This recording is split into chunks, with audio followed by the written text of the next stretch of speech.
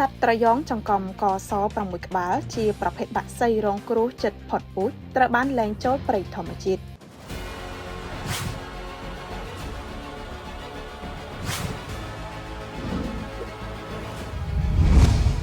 បើគណៈនៃសន្សំជាមួយធនាគារ ARDB ដើម្បីប្រើប្រាស់សេវាធនាគារដែលនៅជាមួយអ្នកគ្រប់ពេល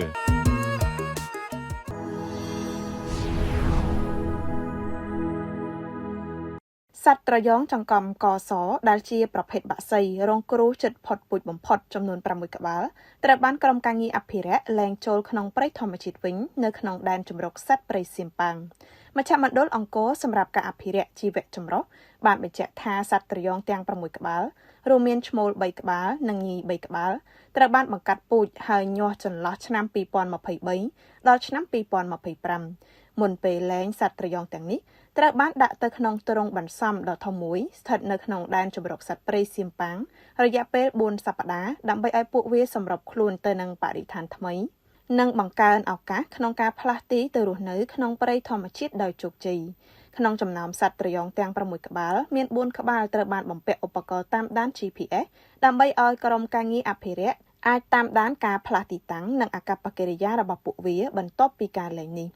ACCB បានឲ្យដឹងបន្ថែមថាបច្ចុប្បន្នចំនួនសត្វត្រយងចង្កំកសនៅទូទាំងពិភពលោកត្រូវបានប៉ាន់ប្រមាណថាមានប្រមាណ 1000 ក្បាលប៉ុណ្ណោះហើយប្រមាណ 95% នៃចំនួនប្រជាសាស្ត្រសរុបត្រូវបានគេជឿថាមានវត្តមានក្នុងភូមិភាគឦសាននៃប្រទេសកម្ពុជាដែនជម្រកសត្វព្រៃសៀមប៉ាងត្រូវបានចាត់ទុកថាជាតំបន់ការពារដ៏សំខាន់និងជាជម្រកចុងក្រោយមួយសម្រាប់សត្វត្រយងប្រភេទនេះក្នុងរយៈពេលកន្លងមកសត្វត្រយងចង្កំកសបានរងផលប៉ះពាល់យ៉ាងធ្ងន់ធ្ងរពីការបាត់បង់ទីជម្រកនិងការបរបាញ់ដែលធ្វើឲ្យចំនួនប្រជាសាស្ត្ររបស់វាធ្លាក់ចុះយ៉ាងខ្លាំងការលែងសត្វត្រយងទាំង6ក្បាលនេះគឺជាកិច្ចសហការរវាង ACCB និងដៃគូរបស់ខ្លួនគឺក្រុមហ៊ុន Rising Phoenix ដែលបានជួយសាងសង់ទ្រុងបន្សំនិងគ្រប់គ្រងតំបន់អភិរក្សទំហំប្រមាណ 133,000 ហិកតានៅក្នុងដែនជម្រកសត្វព្រៃសៀមប៉ាង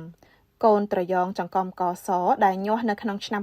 2023គឺជាកូនត្រយងប្រភេទនេះដំបូងបង្អស់នៅលើពិភពលោកដែលត្រូវបានបង្កាត់ពូជក្រោមការថែទាំរបស់មនុស្សការលែងពួកវាទៅក្នុងព្រៃធម្មជាតិគឺជាជំហានដ៏សំខាន់មួយសម្រាប់ការស្ដារចំនួនប្រជាសាស្ត្ររបស់សត្វកម្រនេះនៅក្នុងប្រទេសកម្ពុជាបច្ចុប្បន្ន ACCB មានសត្វត្រយងចង្កំកសចំនួន18ក្បាលក្នុងនោះ8ក្បាលត្រូវបានសង្គ្រោះពីព្រៃធម្មជាតិដោយសាររងរបួសឬជាប់ពាក់ព័ន្ធនឹងការជួញដូរសត្វព្រៃខុសច្បាប់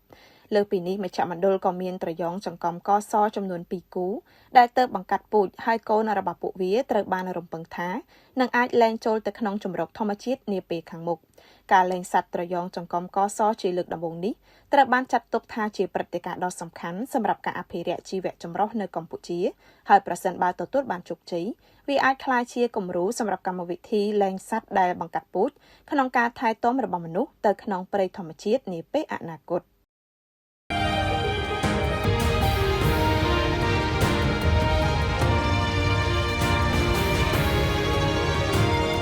ការឆ្លងបញ្ចាំងពីឧត្តមភាពមួយខ្ញុំឥឡូវសួរហៅតែមីជាតិឆាសុតមន់ទេយាយម៉ាន